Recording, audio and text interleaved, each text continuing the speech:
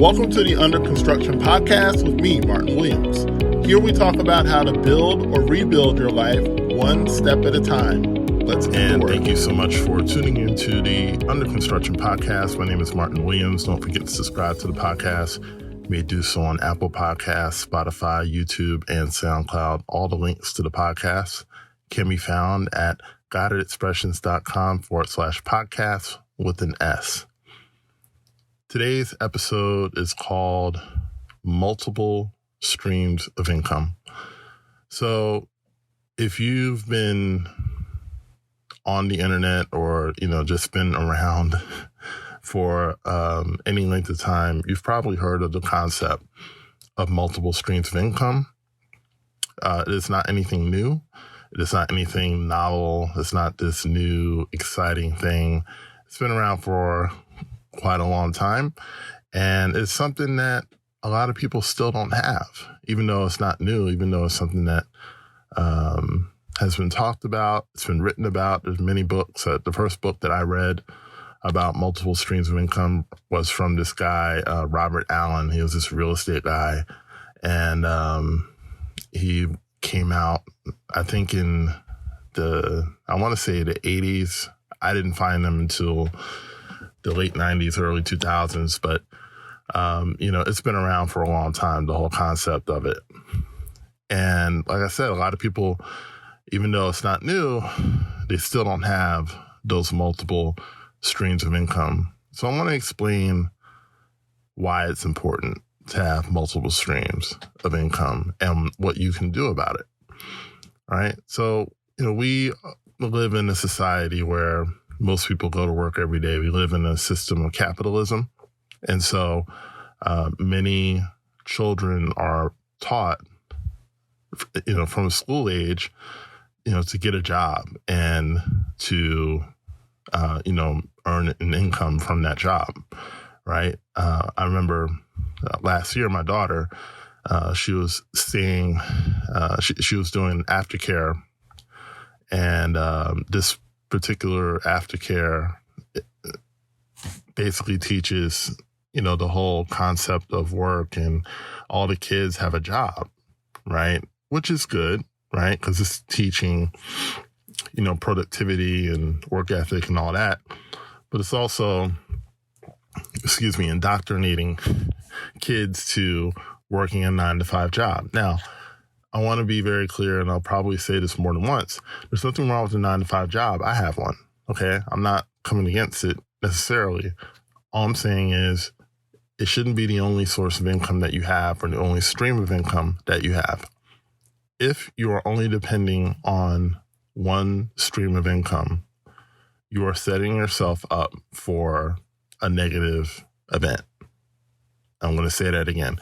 If you're only living on one stream of income, you're setting yourself up for a negative event, right? It's important to have multiple streams of income, because if you are, let's say you're working at a job right now, and we are in the midst of a pandemic, and also in the United States, we're still in a recession, right? And anytime you're in a recession, there is always the possibility that companies will lay people off. And even if you've been doing a really good job, you can still get laid off, because the company, it's not about who's been doing the best job all the time. It's really just a matter of saving money. And if you can only afford to keep 5 people, then 5 people are going to get let go.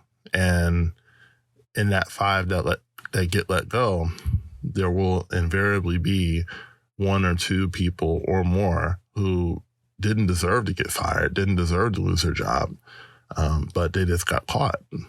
And if that paycheck is the only way that you make money, then you and your family are at risk, right? And you may say, well, I can always collect unemployment and I can always get another job.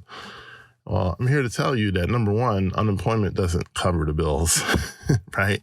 And it was never meant to, right? Unemployment is basically to keep you from being, hungry, right? It's basically barely enough to buy food and maybe pay like your rent or your mortgage. But in most states, unemployment doesn't do much more than that. Where I live in Florida, the maximum unemployment is $275 a week.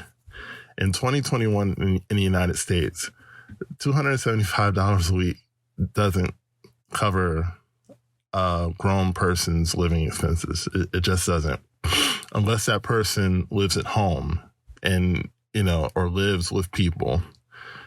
That's the only scenario where that works. But if you have your own place, your own car, and your own family, $275 a week doesn't cut it. So if you got laid off or fired or whatever, and that job income goes away, what are you going to do, right? If you have like a health event, right? You just lost your job, so you lose your health insurance as well, right? And I know there's COBRA and all that stuff, but that incurs a cost, and it gets to a point where if you don't have a certain amount of savings available, you're really in a lot of trouble. So what do you do in this scenario? Well, if you're still working, the optimal thing is to start building these streams of income, right? Do it while you're working. So in the event that it happens, right? Because really what it is, multiple streams of income are basically a form of insurance, right? And insurance is basically Latin for in case bad things happen, right? It's not really Latin, but you catch the drift, right? Insurance is for when bad things happen. Okay, we don't want an accident to happen, right, with our car. But if it does, and we have insurance, we're okay, right? We don't want bad, bad events to happen to us health-wise. But with insurance, we'll be okay, right? So, and it's the same with your house and your life even, right? Having that insurance is a way to, guard against the downside. So what, it amazes me that we'll insure our bodies, we'll insure our health, we'll insure our cars, we'll insure our homes, right? Well, even if we're renting, we'll insure that, but we won't insure against income loss, right? That to me is silly, and it's something that we've got to address. The average American has about $800 saved up. That's not going to cut it, right? Depending on where you go, right? So some people say 800, some people say 3,000. I can tell you right now, most people I know don't have $3,000 saved up in cash. They don't, which is problematic. And that really speaks more to, the way that we handle money. Pardon me. The way that we handle money, the way that we budget money, and things of that nature. I think it speaks more to that, but it also speaks to this idea of having multiple streams of income. So I've been talking about it. How do you make it happen? Well, it's very simple. What can you do? What skill have you picked up, right? As an adult or even as a child, what skill have you picked up that allows you to make money outside of your job, right? Anything that you can do, and even if you don't have a skill, right? Anything that you can do to make money qualifies as a multiple stream of income, as an extra stream of income, So let's say you're like me, right? I can design a website, okay? So what I do is that I seek out people who want websites, and, I say, hey, I'll do your website for a fee. We'll say $1,000, right? And so I do that website for them. They pay me, and that's a stream of income right there. That's $1,000 that I made outside of my job. Now, typically what you want to do is that you want to build up at least 2 to 3 streams of income while you're working. And the goal should be to build those collection of things to equal and ultimately surpass what you make at your job. And once you're able to do that and do that consistently, then you have a decision to make. Do I hold on to my job, or should I just go out and build up these streams and maybe even find more streams that make more beyond, since I'm making more beyond my job, do I take these streams and then build them up to make more money, right? So that's a decision that you have to make.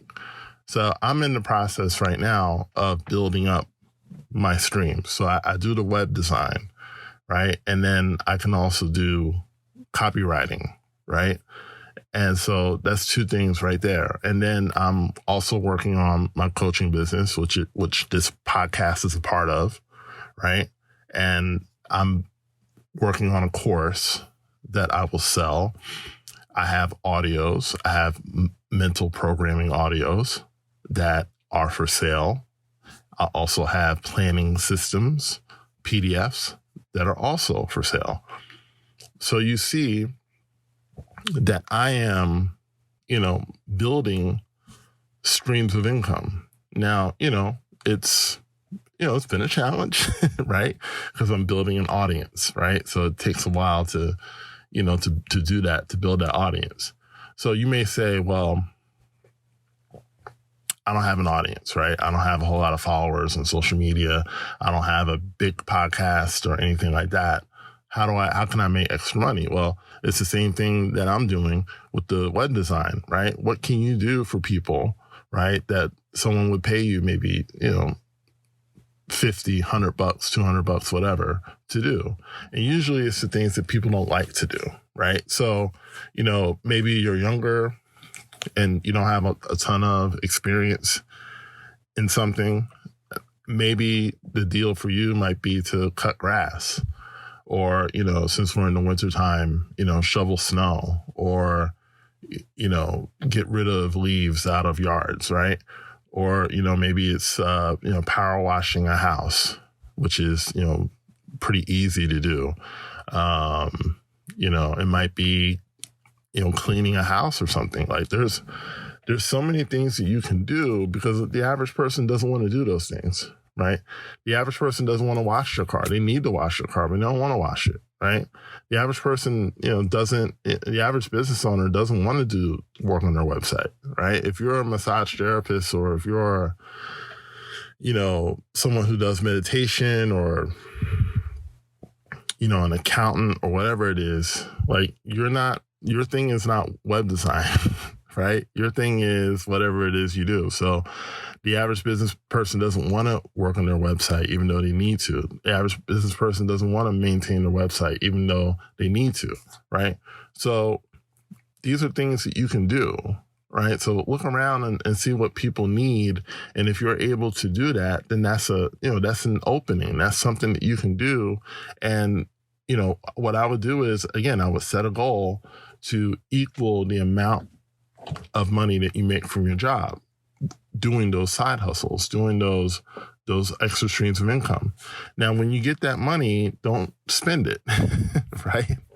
You don't want to spend it, right? You want to basically take that money and then invest it, put it in the stock market. There are a couple of people that I really like to follow that really explain the stock market well and teach you ways to make money in the stock market are Chris Johnson and Gerald Peters. And I'll link both of them in the description so you can follow them and basically learn from them, because they've really helped me to make money in the stock market. So, you take that money and you make it in the stock market, and you basically like reinvest the profits. So whatever you make, like if you make $200-$300, so you reinvest it, right? And then what happens is that over time, that money starts to build up, and before you know it, you're sitting on a nice little chunk of change and all of that.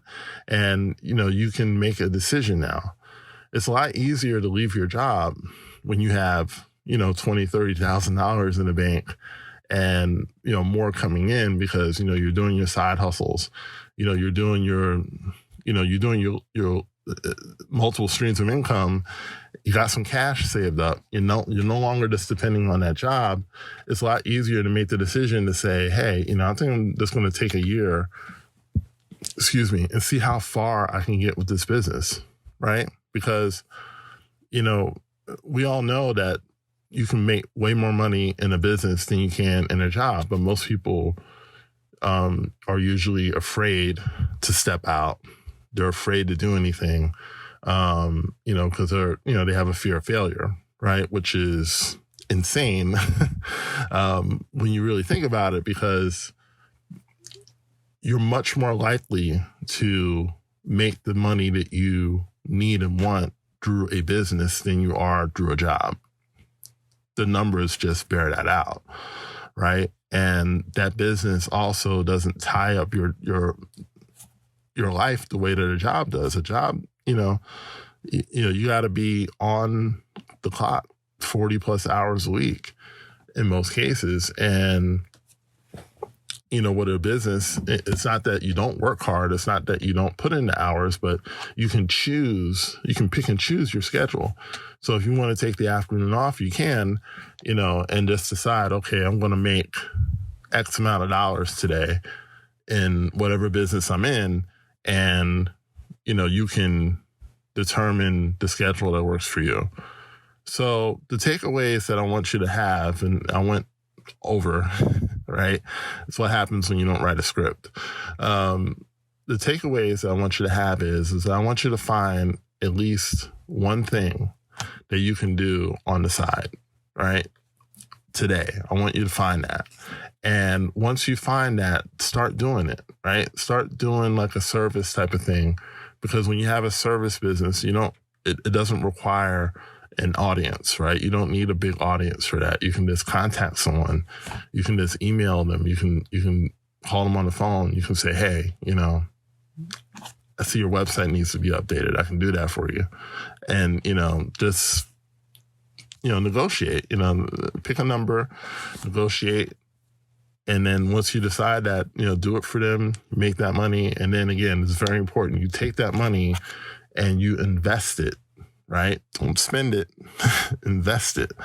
Invest it in something. And it doesn't have to be the stock market. It can be real estate. It can be, whatever, just do your homework before you invest it. And, even with the stock market, do your homework because, there may be a correction coming, just kind of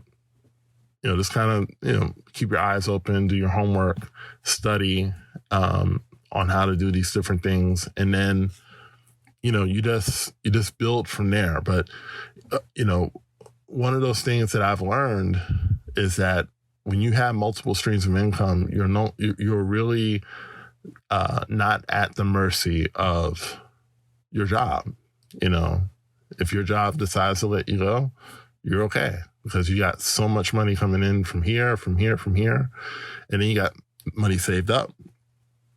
So you're not, the stress of what happens if I lose my job is not weighing on you as much as it is on someone who has nothing. They have no savings, no streams of income coming in.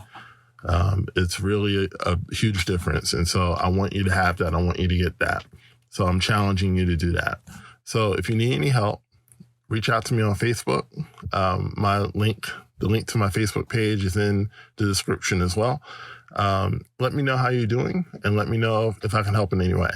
So I am so glad that you stuck it out and listened to this podcast. And don't forget to subscribe, like, comment, share, and I'll talk to you soon. Don't forget to subscribe to the Under Construction podcast on Spotify, YouTube, Apple Podcasts, and SoundCloud. For more information on Guided Expressions courses and products, go to guidedexpressions.com/products.